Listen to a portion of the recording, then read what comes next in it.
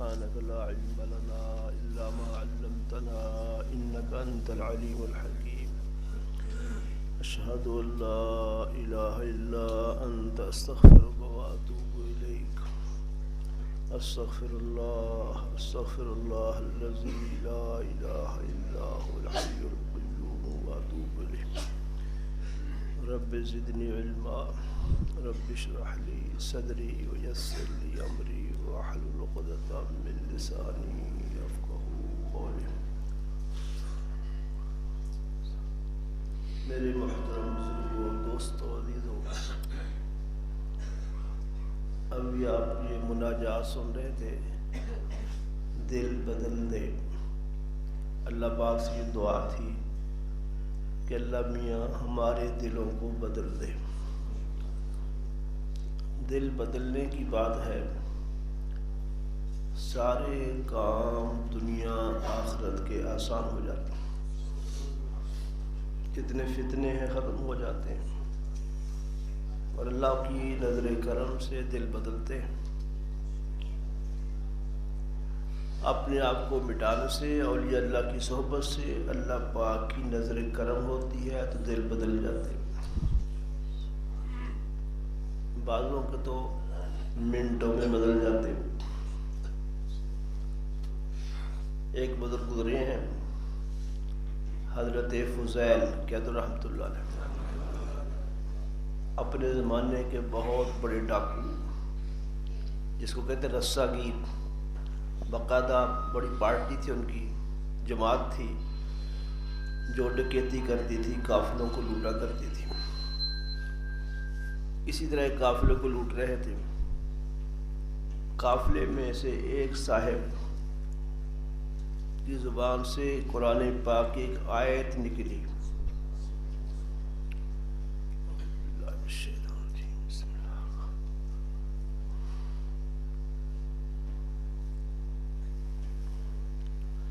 أَلَمْ يَعْنِ لِلَّذِينَ آمَنُوا أَن تَخْشَعَ قُلُوبُهُمْ لِذِكْرِ اللَّهِ۔ یہ کسی قاری نے، لوٹے جانے والے قافلے میں سے کسی قاری نے یہ آیت پڑھ دی، جس کا ترجمہ ہے کیا ایمان والوں کے لیے وہ وقت نہیں آیا کہ اللہ کی یاد کے لیے ان کے دل نرم ہو جائے؟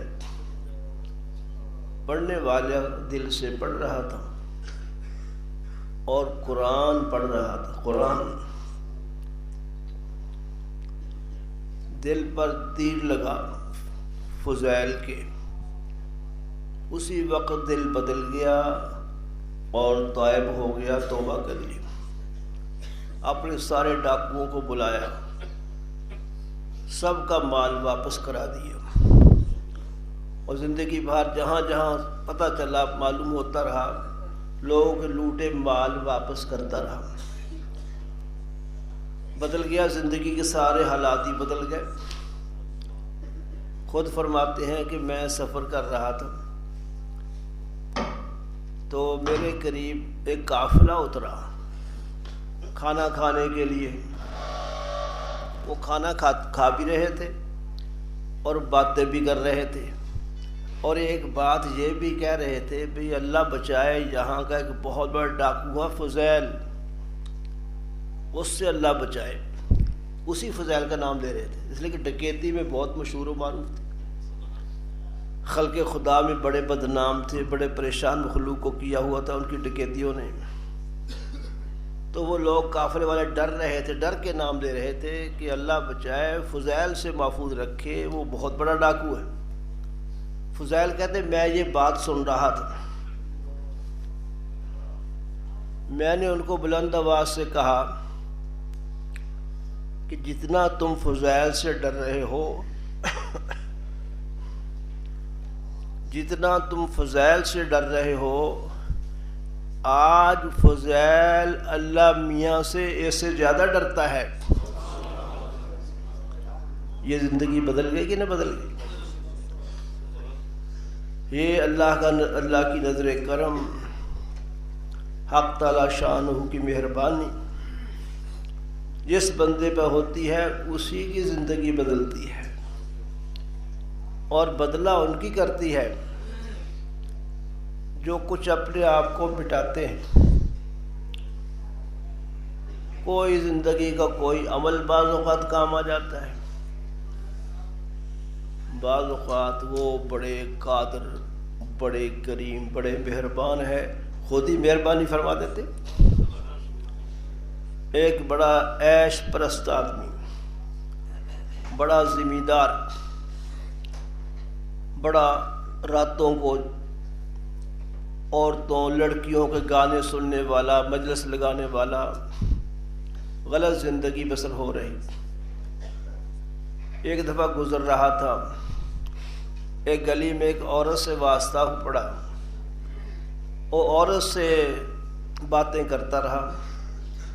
اجنبی عورت سے باتیں کرنا حرام ہے، یاد رکھو. خلوت مع الاجنبیہ، اجنبی عورت سے مرد کا اکیلا ہونا شریعت نے اس کو حرام قرار دیا ہے. اس کے نتائج خطرناک ہیں. اللہ اکبر. قرآن پاک میں تو حکم ہے کہ باہر کے مرد کی آواز آئے گھر میں عورت کو تو لچکدار آواز سے نہ بولے. ایک تو لچکدار بنانا یہ تو ہے ہی بہت برا، بے حیائی کی بات ہے. قدرتی عورتوں کی آواز میں کچھ لچک، نرمی سا لہجہ ہوتا ہے نا، ہوتا ہے مردوں کی بنسبت. فرمایا وہ لہجہ جو قدرتی ہے وہ بھی نہ بننے دو، اس میں بھی آواز بدل کے بولو تاکہ مرد کے دل میں کوئی غلط خیال پیدا نہ ہو. جب یہ آیات اتری ہیں اس مضمون جو میں عرض کر رہا ہوں، تو امہات المومنین، اس امت کی مائیں رضی اللہ عنہ، جو تمام عالم کی نیک عورتوں کی شرم و حیا میں امام ہیں. امام شرم و حیا اللہ کو بہت پسند ہے، پردہ اللہ میاں کو بہت پسند ہے. اور اللہ پاک نے یہ وصف سیدہ فاطمہ رضی اللہ عنہ کو بہت ہی عطا فرمایا تھا. مشہور بات آپ نے سنی ہوگی، فرمایا تھا میرا جنازہ رات کو اٹھایا جائے. حضرت فاطمہ رضی اللہ عنہ دنیا کے اندر تستر حیا بہت زیادہ تھا اور عبادات کا بھی بڑا ذوق تھا، جیسے میں عرض کیا کرتا ہوں. رات کو عشاء کے بعد 2 نفلوں کی نیت باندھتی تھی. کون؟ سیدہ فاطمہ زہرا رضی اللہ عنہا. وہ 2 نفل کیسے ہوتے تھے؟ اس میں قرآن کتنا پڑھا جاتا تھا، رکوع کتنے لمبے تھے، سجدے کیسے پرسوز ہوتے تھے. اس سے آپ اندازہ کریں گے کہ روایت میں ہے کہ 2 نفل جو عشاء کے بعد شروع کیے، ان 2 نفلوں میں صبح ہو جاتی تھی. ساری رات میں 2 نفل پورے ہوئے. اور اتنی بڑی ریاضت کو ایک رات کی نہیں ہے، ہر رات ایسی بات فرماتی تھی. اور اتنی ریاضت کرنے کے بعد کبھی یہ خیال نہیں آیا کہ بڑی محنت کر لی ہے، بڑی ریاضت کر لی ہے، بڑا تیر مار لیا ہے. حدیث میں ہے کہ جب صبح ہو جاتی 2 نفل پڑھ کر تو رونا شروع کر دیتی.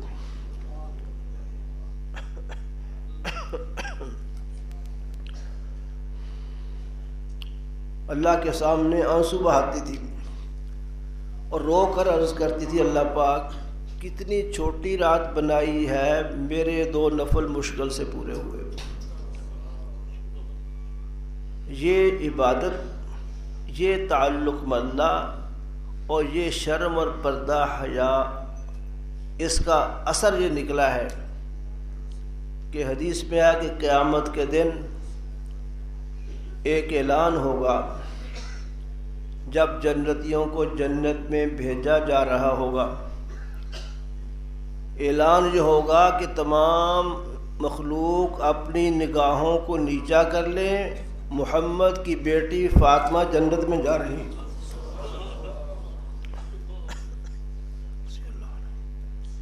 تو بہنوں کو بچیوں کو پردہ کرنا چاہیے. شرعی پردہ کرنا ثواب کا کام نہیں، فریضہ ہے، فریضہ. عورت کا ایک بال ننگا ہو حرام ہے غیر محرم کے سامنے. پردہ بہت ضروری ہے. اور یہ عقل مسخ ہو گئی، الٹی کھوپڑی، الٹی سوچ ہے کہ جس پردے کو اللہ کے رسول نے عزت کی چیز بتایا ہے اس کو یہ نئی تہذیب کے لوگ ذلت سمجھتے ہیں، اور بے حیا بے پردہ پھرنے والی عورتوں کو تہذیب یافتہ سمجھتے ہیں. اور تہذیب وہ ہے جو حضور نے پیش کی. ثقافت، تہذیب، تمدن، صحیح معاشرت وہ ہے جو نبی پاک صلی اللہ علیہ وسلم نے سکھائی. حضور سے اچھی تہذیب کسی کے پاس نہیں. حضور جو معاشرے کی تشکیل لگے اس سے اچھا معاشرہ کوئی نہیں ہو سکتا. ساری رحمتیں برکتیں نبی پاک صلی اللہ علیہ وسلم کی سنتوں طریقوں میں ہے. وہ ایک صحابی کچھ ان کے ساتھ تابعین ایک بادشاہ کے دربار میں پہنچے. وہاں دسترخوان لگا، کھانے کا موقع تھا. بڑے بڑے عمراء وزراء بھی بیٹھے ہوئے تھے، یہ مہمان حضرات بھی تھے. صحابی کے ہاتھ سے کھاتے ہوئے کوئی لقمے کا کوئی حصہ زمین پہ گر گیا. انہوں نے دیکھا اٹھانے کے لیے، اور یہ اصل میں حدیث میں آتا ہے. حضور علیہ الصلوۃ والسلام فرماتے ہیں اگر کھانے کا ذرہ کوئی لقمہ زمین پر گر جائے تو صاف کر کے کھا لو. تو صحابی نے اس کو اٹھانا چاہا. ایک دوسرا شخص جو صحابی نہیں تھا اس نے کہا وہ ایسا نہ کرنا، یہ بڑے بڑے عمراء وزراء بادشاہ بیٹھا ہوا ہے، یہ لوگ دنیاوی اعتبار سے بہت بڑے ہیں، یہ کیا کہیں گے نیچے سے اٹھا کے کھا رہے ہیں، اس کو معیوب سمجھیں گے. بظاہر بات تو بڑی کہی اس نے، لیکن نبی پاک صلی اللہ علیہ وسلم کا ایک ایک صحابی حضور کی ایک ایک سنت کا عاشق تھا. دنیا کی کوئی طاقت ان کو حضور کی پیروی سے روک نہیں سکتی تھی. جب اس نے کہا کہ یہ نہ اٹھاؤ، یہ لوگ معجوب سمجھیں گے، تو صحابی نے بلند آواز سے ایک بات کہی، سبحان اللہ. فرمایا کہ میں ان احمقوں کی وجہ سے حضور کی سنت کو نہیں چھوڑ سکتا. حضور کی تہذیب کے خلاف تہذیب حماقت ہے، بے وقوفی ہے. عقل مندی، عزت کی چیز صرف وہ ہے جس کو حضور نے پسند فرمایا صلی اللہ علیہ وسلم. ہے کہ نہیں یہ بات؟ اس لیے ہماری بہنوں کو، ہماری بیٹیوں کو، بچیوں کو شرعی پردہ کرنا چاہیے، حیا میں رہنا چاہیے. حضور کی صاحبزادیوں کا طریقہ، حضور کے صحابیات کا طریقہ، امت کی ماؤں کا طریقہ یہی ہے. ایک بات کہا کرتا ہوں، سخت سی ہے، ویسے عمل کے لیے ٹھیک بھی ہے. یہ بہت آسانی سے یہ بات سمجھی جا سکتی ہے کہ اس پر غور کر لیں ہماری بچیاں کہ ہم کن کے ہیں. اس پر غور کیا جائے کہ ہم کن کے ہیں. اگر ہم یورپ، امریکہ، فرانس، جرمنی بدماش عورتوں کی اولاد ہے پھر تو طریقے اختیار کریں ان بدماشوں کے. اگر ہمارا تعلق سیدہ فاطمہ سے ہے، امہات المومنین سے ہے، صحابیات سے ہے، حضور کی بیٹیوں سے ہے، ہمیں شرم و حیا ایسی اپنانی چاہیے جیسے ان میں تھی. اپنوں کے بن کے رہنا چاہیے، اپنوں کے بن کے رہنا چاہیے. ہر چیز میں وہ چیز پسند کرنی چاہیے جو آپ علیہ السلام کو پسند ہے، اس لیے کہ ہم ان کے ہیں. ہم بل کلنٹن کے نہیں ہیں، بش کے نہیں ہیں.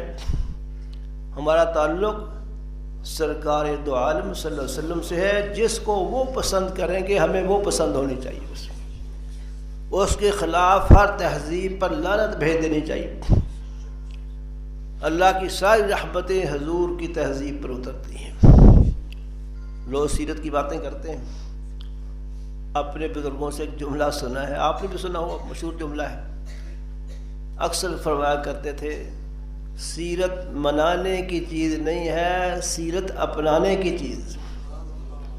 اگر حضور علیہ السلام سے نسبت صحیح ہے تو سیرت اپنانے پر زور ہوگا۔ آپ صحابہ کا دور، تاریخ کا مطالعہ، احادیث روایات کو دیکھ لیں، صحابہ آپ کو مناتے ہوئے نظر نہیں آئیں گے، صحابہ سیرت مناتے ہوئے نظر نہیں آئیں گے، البتہ اپنانے پہ 100% زور ہے۔ ایک دفعہ حضور کو دیکھ لیا زندگی بھر اس پہ قائم ہو گئے۔ حضور کے ایک طریقہ کو ایک دفعہ دیکھ لیا زندگی بھر اس پر پیرا دے دیا کہ نہیں چھوڑ سکتے۔ صحابہ کا دور 110 ہجری تک ہے۔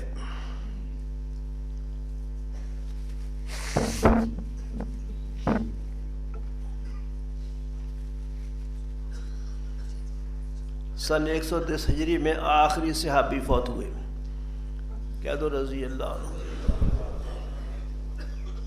شارحین حدیث نے لکھا ہے آخر من مات من اصحاب رسول اللہ صلی اللہ علیہ وسلم ابو الطفیل عامر بن واصلہ۔ حضور کے صحابہ میں آخری صحابی جو فوت ہوئے وہ ابو الطفیل عامر بن واصلہ ہے، اور ان کی وفات سن 110 ہجری میں ہے۔ 110 ہجری پر صحابہ کا دور ختم ہو رہا ہے۔ اس کے قریب وقت تھا، کہیں کہیں کوئی صحابی موجود تھے، باقی سب اللہ کو پیارے ہو چکے تھے۔ دور دراز سے لوگ صحابی کی زیارت کرنے آیا کرتے تھے۔ لوگ اولیاء اللہ کی زیارت کے لیے آتے ہیں، صحابہ تو صحابہ ہے۔ ایک ولی اللہ کے بارے میں، عالم ربانی کے بارے میں،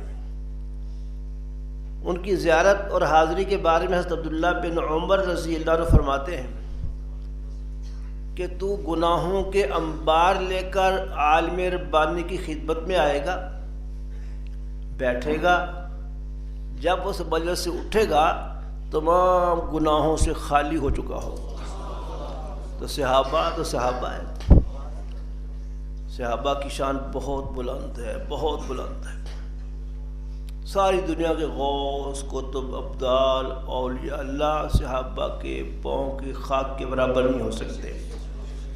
صحابہ حضور کے شاگرد ہیں، حضور کے مرید ہیں، آفتاب نبوت کے سامنے بیٹھ کے فیض حاصل کیا ہے۔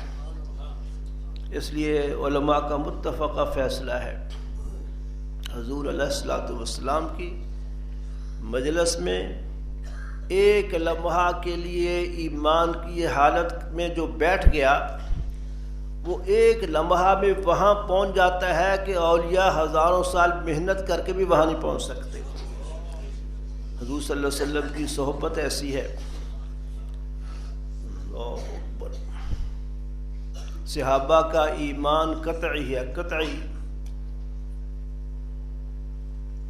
خیر اس موضوع پر زیادہ بیان نہیں کرنا، وقت نکل جائے گی بات۔ صحابہ کا ایمان قطعی ہے، یقینی ہے، قرآن حکیم سے ثابت ہے، اس میں شک کی گنجائش نہیں ہے۔ ان کو رضوان کا پروانہ، اللہ کی خوشنودی کا پروانہ مل چکا، رضی اللہ عنہم ورضوا عنہ۔ قرآن کہتا ہے، اللہ میاں فرماتے ہیں اللہ صحابہ سے راضی ہو گئے اور صحابہ اللہ سے خوش ہو گئے۔ اس کے بعد باقی کیا رہ گیا؟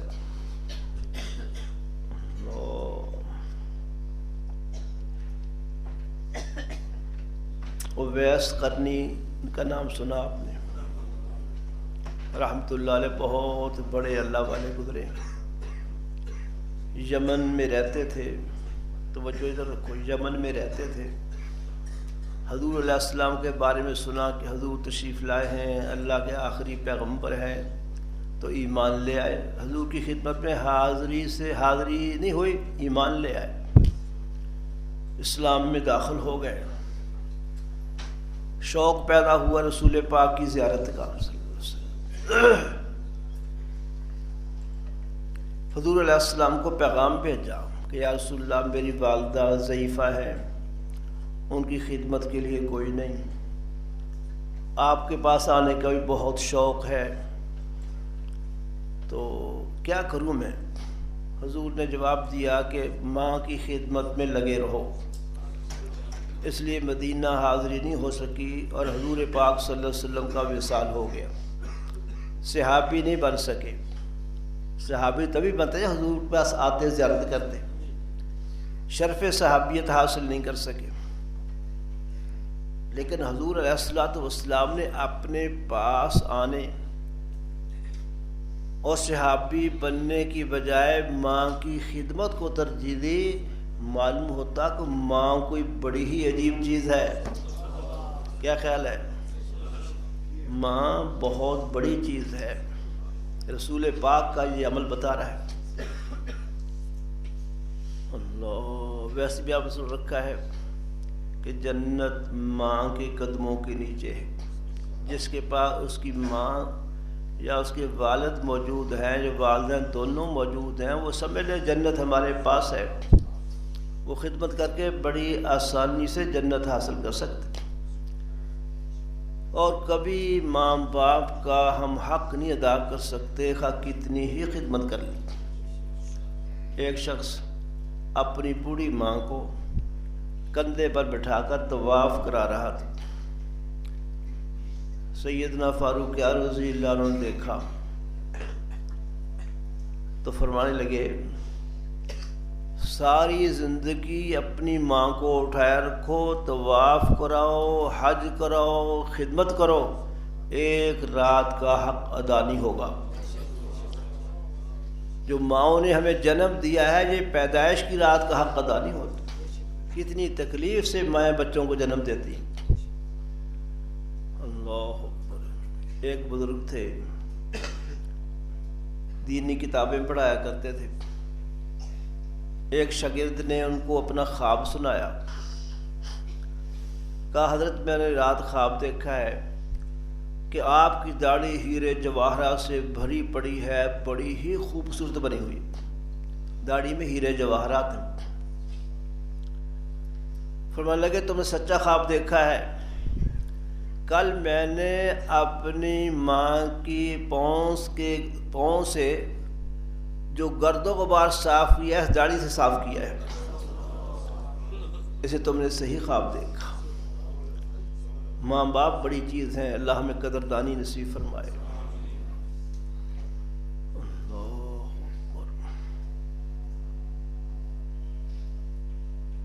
ہمارے شیخ التفسیر امام الاولیاء حسن الحمد للہ رحمۃ اللہ علیہ، وہ فرماتے ہیں ایک آدمی ساری نمازیں پڑھتا ہے، روزے رکھتا ہے، زکوٰۃیں دیتا ہے، ڈبل حج کرتا ہے، لیکن ماں باپ اس سے دکھی ہیں۔ ماں باپ اس سے دکھی ہیں تو میں فتویٰ دیتا ہوں سیدھا جہنم میں جائے گا، کوئی نیکی اس کے کام نہیں آ سکتی۔ اس لیے ہمیں ماں باپ کی قدردانی کی توفیق عطا فرمائے۔ اللہ، ایک مسئلہ جو ہمارے سامنے آتا رہتا ہے، بہت واقعہ سامنے آتے ہیں ایسے، ماں باپ تڑپتے ہیں، اولاد کو پرواہ نہیں۔ خصوصاً وہ لڑکے اور لڑکیاں جو اپنے ناجائز تعلقات قائم کرتے ہیں، ماں باپ زندہ ہی مر جاتے ہیں، لیکن لڑکے لڑکیوں کو ماں باپ کی ذرا بھی پرواہ نہیں ہوتی۔ یہ لاہور ہی میں سفر کر رہا تھا کہیں باہر کا، تو ساتھی جو مجھے سوار کر کے آئے، انہوں نے جو منظر دیکھا مجھے سنایا۔ ہوائی جہاز آیا، غالباً انگلینڈ سے سواریاں اتری، اور اس میں ایک نوجوان لڑکی بھی اتری۔ اس کے ماں باپ بیچارے گاڑی لے کے آئے ہوئے کہ بیٹی آئی ہے، اتنے عرصے کے بعد باہر سے آئی ہے، اور اس بے پردگی اور بے حیائی کے نتیجے میں جو حالات کی خرابی ہے، اس لڑکی کا دوست بھی لینے کے لیے آیا ہوا تھا گاڑی لے کر۔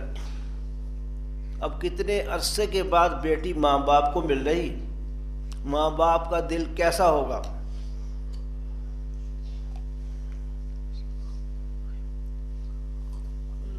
ماں باپ منتیں کر رہے ہیں کہ بیٹی ہمارے ساتھ چلو، ماں باپ کو چھوڑ کر اپنے دوست کے ساتھ چلے گی، کیا گزرا ہوگا دل پر؟ ماں باپ کے دل پر کیا گزری ہوگی ہم اندازہ نہیں کر سکتے. ماں باپ کو اولاد سے کتنی محبت، کتنی تعلق، کتنی حدت، کتنا کیسا مان ہوتا ہے. ذرا اس کو پرواہ نہیں، وہ اپنے یار کے ساتھ چلی گئی. یہ اس بے پردگی، بے حیائی کا نتیجہ ہے جو ہم نے تہذیب اپنا رکھی ہے. اللہ اکبر. شادی شدہ لڑکیاں وہ ماں باپ کو چھوڑ کے بھاگ گئی. یہ فیصل آباد کا واقعہ بھی ہے، لاہور کا وقت، دونوں واقع میرے سامنے. ماں باپ رو رہے ہیں، مرے پڑے ہیں، لڑکی کو پرواہ تک نہیں کیا ہو رہا ہے ماں باپ سے. حضور کی شریعت پر آؤ گے، حضور کی تہذیب پر آؤ گے تو امن پاؤ گے، ورنہ فتنہ فساد ہوگا جو ہو رہا ہے اور بڑھے گا. امیر تبلیغ حضرت مولانا محمد یوسف رحمۃ اللہ دہلوی، مولانا الیاس رحمۃ اللہ علیہ کے صاحبزادے، وہ فرمایا کرتے تھے، ایک بیان انہوں نے فرمائی یہ بات کہ یہ انگریزی تہذیب جس کو تم دل دادا ہو اس کو چھوڑ دو، حضور علیہ السلام کی تہذیب کو اختیار کرو. اگر تم اسی میں بڑھتے رہے، اس طرح بے پردگی بے حیائی ہوتی رہی، جس طرح یورپ کی عورتوں نے اپنی ہوس کو، بے حیائی کو پورا کرنے کے لیے کتوں کو رکھا ہے، تمہاری عورتیں بھی کتے رکھیں گی. یہ مولانا یوسف نے اپنی تقریر میں بات کہی. بس موضوع پر زیادہ نہیں کہنا، اللہ پاک سب کو سمجھ عطا فرمائے. ماں باپ کی اللہ آنکھیں کھول دیں کہ ہم اپنی بچیوں کی حفاظت کریں، ان کو غلط ماحول میں، تعلیم کے نام سے یا ثقافت کے نام سے غلط ماحول میں نہ بھیجیں. غلط ماحول سے بچیوں کی حفاظت کرو. عورت کہتے ہی اس کو ہے چھپی ہوئی ہو. عربی پڑھنے والے سے پوچھ لو، عورت کا معنی چھپی ہوئی چیز. اور آپ بھی اردو میں کہتے رہتے ہیں جلسوں میں مستورات کے پردے کا انتظام ہے. مستورات کیوں کہہ رہے ہیں ان کو؟ مستورات، مستورہ کی جمع ہے، مستورہ کا معنی چھپی ہوئی. عورت نام کے اعتبار سے، لغت کے اعتبار کے اور مفہوم کے اعتبار سے چھپی ہوئی معنی ہے. یا چھپی ہوئی چیز کو ظاہر باہر کرو گے تو فتنہ نہیں ہوگا.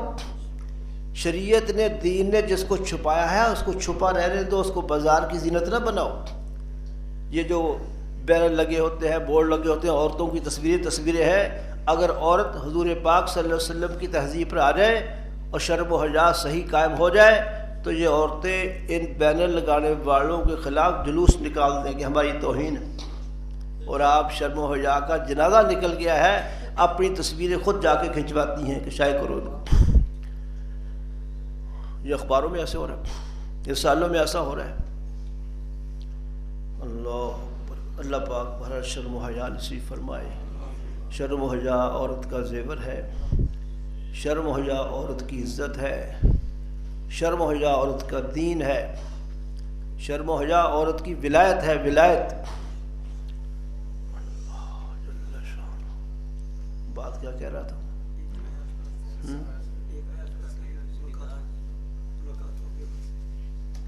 ہاں، ایک زمیندار جو راتوں کو محفل جماتے تھے اور لگے رہتے تھے غلط قسم گانے سننے میں، لڑکیوں سے بری زندگی بسر ہو رہی تھی.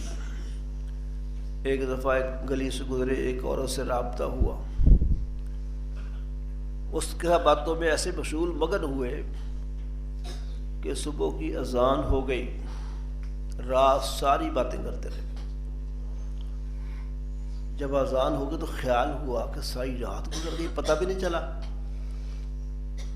تو اذان کے بعد غیب سے ایک آواز آئی کہ ایسیوں کے لیے راتوں کو جاگتے ہو، کوئی رات ہمارے لیے جاگی ہوتی. غیب سے آواز آئی. یہ اللہ کی خاص نظر کرم ہے، کسی بندوں کو اپنی طرف کھینچ لے، ورنہ اس کو پرواہ نہیں ہے. اللہ میاں کو کسی کی بات کی پرواہ نہیں ہے، اللہ کو کسی کی مخالفت کی پرواہ نہیں ہے. حدیث شریف میں آتا ہے ساری مخلوق علی اتقى قلب، متقین ترین انسان کے دل کی طرح